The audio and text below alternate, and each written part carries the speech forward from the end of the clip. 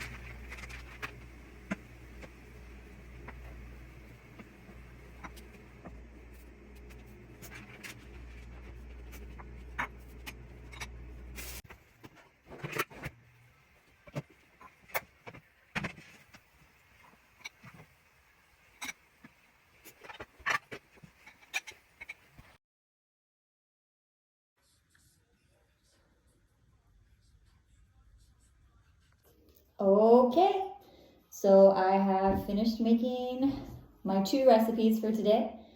I have my kimchi bokkeumbap, my kimchi fried rice, and I have my scorched rice crackers there, my rangi. They came out really cool looking. One of the things that I will say is obviously I had made more rice than they suggested in there, but I don't think I took that into consideration very well with every one of the ingredients. I definitely made sure to double things like the cheese and the onions and the kimchi and all of that, but I did notice as I was cooking that I forgot to double the amount of tuna that they suggested you put in there. And I think that that's because, I'm going to be honest, I was a little suspicious when I saw that it said tuna goes in the fried rice. I was like, really? I don't know about that. So I just completely subconsciously didn't double the amount of tuna. And as I was putting it in there, I was like, there's going to be such a small hint of that in here. Oh well. They do mention in the book that you could sub it for other things. They mention how the guys often use some gapsol instead and things like that. And you could use different meats in there.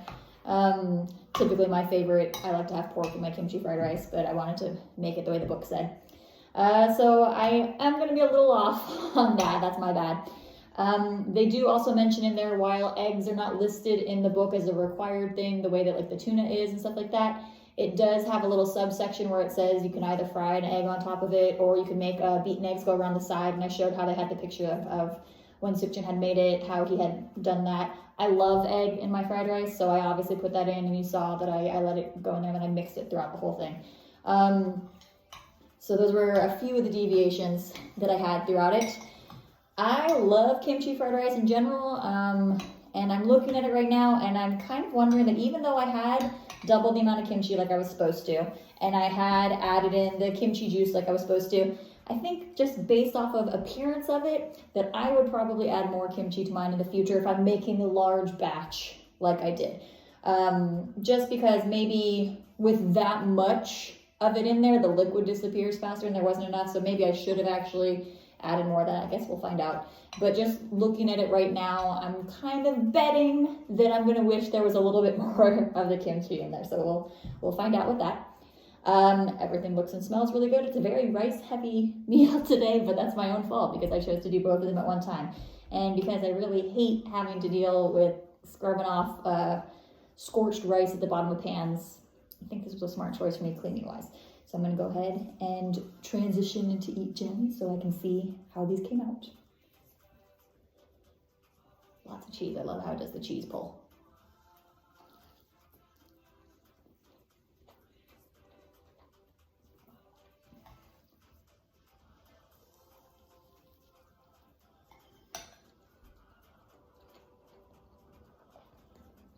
Actually, you know what? I'm glad I didn't double the amount of tuna because it's just enough of a hint in there that it doesn't feel like overwhelming, which is what my big concern was.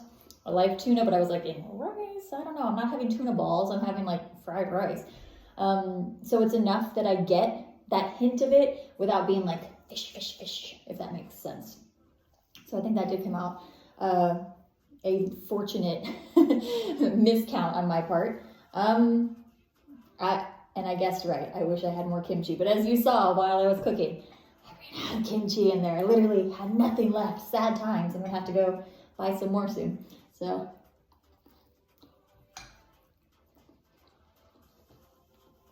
it is very good. It is really good. I love fried rice dishes anyway. So this is going to be a yummy, delicious thing for me to eat. As you saw, I have a lot of extra for myself, which is really funny with something like kimchi fried rice, which is supposed to be a, hey, you have leftovers, toss this in here. And instead, I'm the type of person who's like, I want leftovers of the kimchi fried rice, is what it is. But it's really good. I like that a lot. So let's go ahead and try these sugared rice crackers right here. They definitely are crunchy, as mine just a piece broke off. So let's see.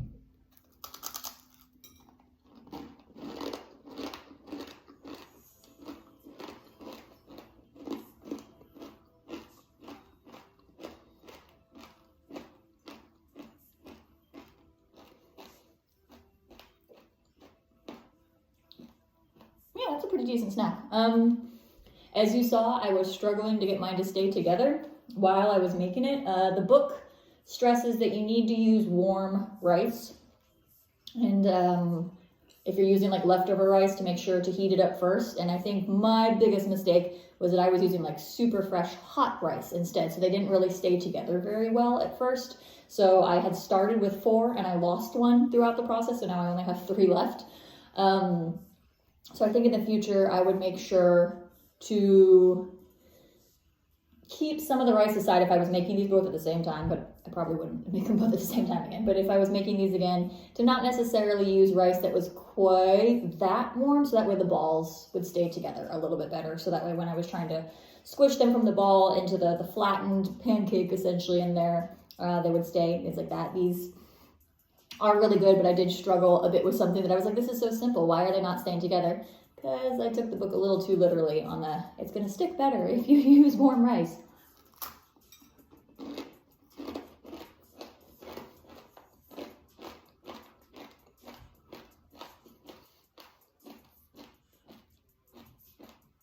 Okay.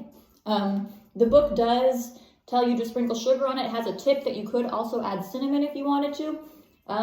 Nothing wrong with the sugar, but I am kind of wishing that I had gone ahead and tried that variant, added a little bit of cinnamon to at least maybe one of them. My mistake for not doing it. Oh well, that's what I get. They're still good. They're still good, but I do think a little bit of extra sugar or extra cinnamon, or maybe even trying like some brown sugar on it would have been a nice variant to spice it up a little bit. But they are a good little snack that I'll be able to have and munch on. I don't know how well they're going to save, so that's why I didn't make too many of those. That's why I saved most of the rice for the fried rice versus the nonji.